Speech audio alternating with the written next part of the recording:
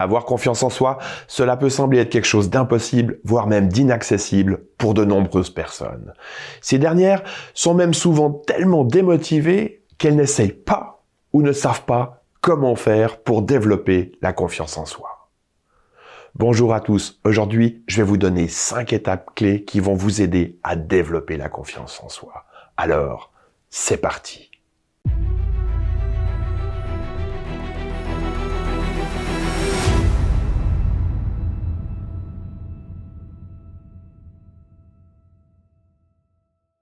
Avant de commencer, j'ai une simple question à vous poser. Avez-vous le sentiment d'avoir confiance en vous? Si c'est le cas, mettez oui dans les commentaires, autrement, mettez tout simplement un non. N'oubliez pas de vous abonner, de cliquer sur la petite cloche afin de rester informé des dernières publications. Alors, qu'est-ce que la confiance en soi? Pour faire simple, avoir confiance en soi, c'est avoir foi en ses capacités, en ses possibilités et en ses talents. C'est avoir la conviction que nous serons aptes à faire face à toutes les situations qui se présentent à nous. Or, si depuis de nombreuses années, vous avez tendance à vous rabaisser, à mal vous parler, à dévaloriser chacune de vos réalisations ou encore à douter de vos capacités, il est fort probable que cela génère en vous de grandes frustrations, voire même de la souffrance. Je rencontre et j'entends trop souvent des personnes me dire qu'elles souffrent d'un manque de confiance en soi. Cependant, de nos jours, il est devenu de plus en plus important, surtout professionnellement, d'avoir confiance en soi. En effet, la confiance en soi nous permet de nous affirmer, de mettre en avant nos qualités et nos talents. Elle nous donne également l'énergie et la motivation nécessaires pour atteindre nos buts et nos objectifs. La confiance en soi, c'est un moteur, un élan vital. Avez-vous remarqué comme les personnes qui ont confiance en soi osent et prennent plus de risques que celles qui en manquent? Sont-elles réellement plus capables? Sont-elles plus intelligentes ou plus compétentes? Je vais être honnête avec vous. La majeure partie du temps, la réponse sera négative. Avez-vous déjà remarqué, tout le monde parle de confiance en soi. C'est devenu un sujet abordé par plus ou moins tout le monde. Cependant, lorsque l'on demande à ces personnes de définir ce qu'est la confiance en soi, l'exercice se complique réellement pour une majorité d'entre elles. La confiance en soi, c'est cette certitude profonde que nous allons pouvoir faire face aux événements qui vont survenir dans un avenir proche, que nous aurons la faculté de pouvoir nous adapter aux circonstances de la vie. La confiance en soi, c'est une représentation mentale qui va générer un ressenti qui va ensuite se transposer en un comportement. En clair, nos actes sont conformes à ce que nous ressentons et ce que nous ressentons est conforme à ce que nous pensons. Cela veut dire que si nous voyons plus nos défauts que nos qualités, si nous soulignons plus nos échecs que nos réussites, nous aurons une propension naturelle à mettre en avant nos défauts et à échouer. Vous avez des défauts? Il vous arrive d'échouer?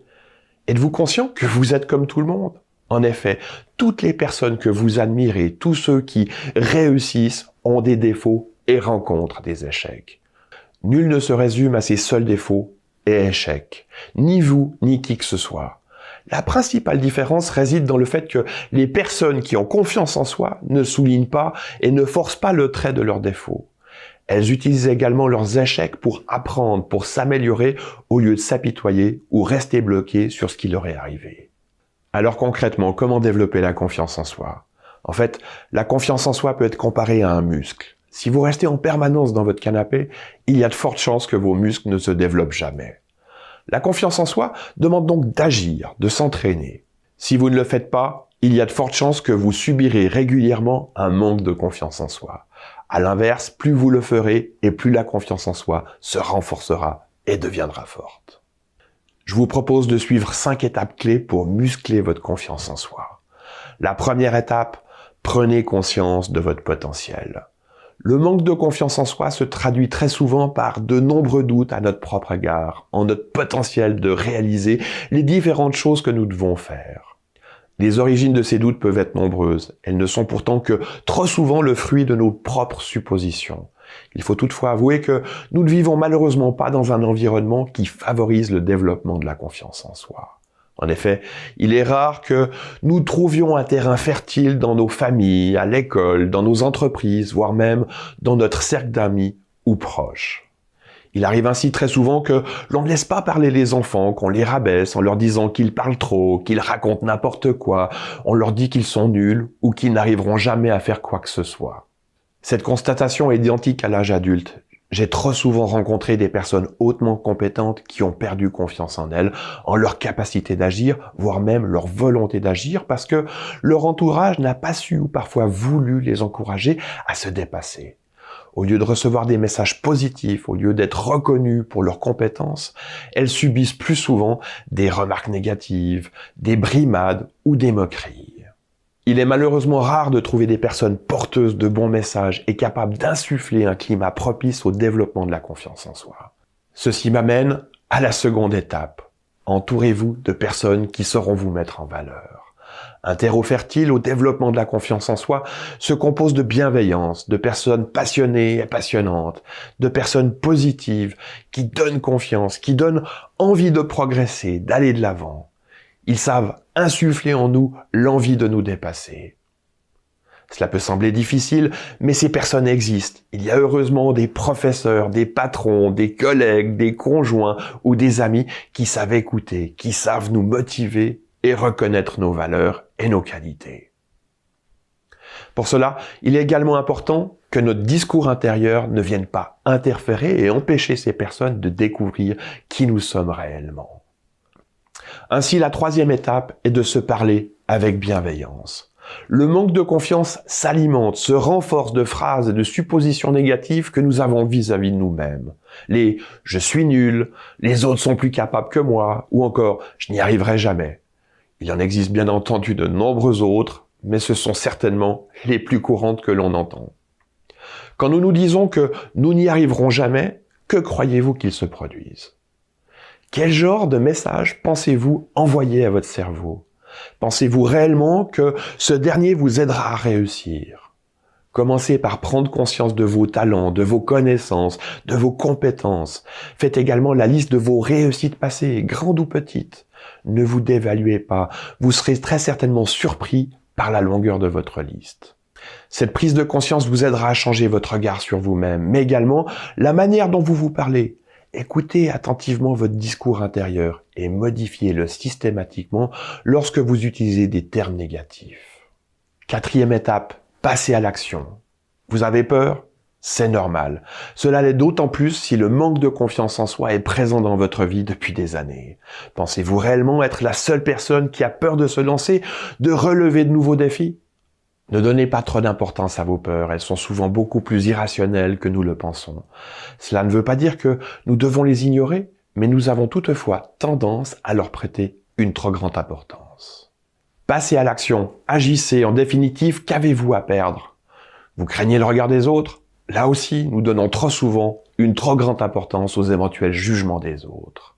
Même si c'est le cas, au moins, vous ferez partie des personnes qui agissent et qui font la différence. Le pire serait pour finir de ne rien faire. Cela serait d'écouter les petites voix intérieures, de ne pas croire en soi, en nos compétences et notre potentiel de réussir. À partir de maintenant, dites-vous que vous faites partie des personnes qui osent, qui agissent. Au pire, si ça ne marche pas cette fois, vous apprendrez de nombreuses choses et vous recommencerez.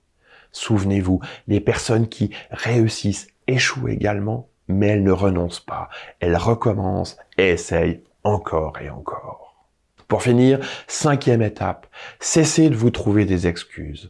Lorsque le manque de confiance en soi est présent dans notre vie, nous avons tendance à nous trouver des excuses.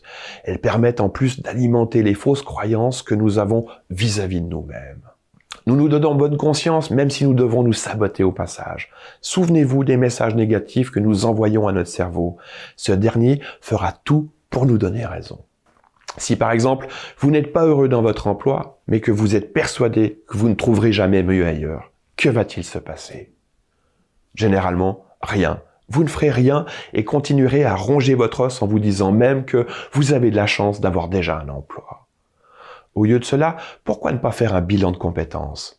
Pourquoi ne pas se former en vue d'obtenir un emploi qui vous plaise vraiment ? Apprenez à voir les choses sous différents angles. Sortez de votre zone de confort s'il le faut. Vous n'avez rien à perdre. Bien au contraire, vous avez tout à y gagner. Rappelez-vous, la confiance en soi, c'est cette certitude profonde que nous allons pouvoir faire face aux événements qui vont survenir dans un avenir proche, que nous aurons la faculté de pouvoir nous adapter aux circonstances de la vie. Pour développer votre confiance, vous devez 1. prendre conscience de votre potentiel. 2. Vous entourer des personnes qui sauront vous mettre en valeur. 3. Vous parler avec bienveillance. 4. Passer à l'action. Et 5. Cesser de vous trouver des excuses. Développer sa confiance en soi est possible. Cela demande de l'exercice et de la pratique, mais cela peut surtout changer votre vie. J'espère que cette vidéo vous aura été utile et vous permettra de développer votre confiance en vous. Laissez-moi des commentaires, likez ou partagez cette vidéo. Vous m'aiderez ainsi à la faire connaître et aider d'autres personnes. Je vous remercie de m'avoir suivi jusqu'au bout et me réjouis de vous retrouver dans une prochaine vidéo.